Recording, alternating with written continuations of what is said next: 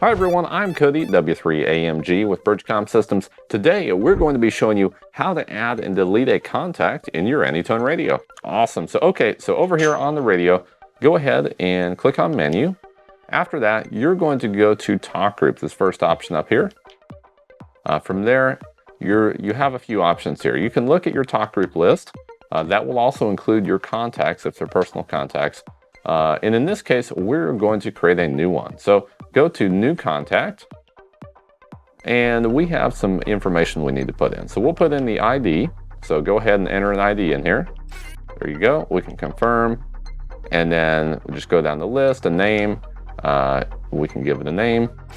Doesn't really matter for this test, but you can cycle through the characters, just pressing them faster if you want to get to other letters. There you go. We can save that, and you can input as much information as you want here. We don't have to do everything. We can put a call sign in, for example. Enter a call sign if we like. And if you want to change your characters, just go ahead and hit the pound key. That will change between lowercase, uppercase, and numbers. There we go. Just like that. We can confirm, put the call sign in there. You can add, like I said, you can add as much info as you want, but you don't have to. You can set the ring, what you want it to do as well, and go ahead and hit save. Awesome, there we go. So we've added a contact. Now at this point, there are some other options down here, but mainly you'll use this talk group list. So if we go up to the top and select it, from here you'll see all of the different talk groups you have in your radio, but you'll also see the one we just added. So if we want to delete one, you can see if they're a private call or a group call by the icon there. We can see there's just a single person on these ones that are private contacts, whereas this group call, this worldwide, there's multiple people. Hopefully you can understand that there. So we're going to go to the list and delete this one. So I'm going to select it.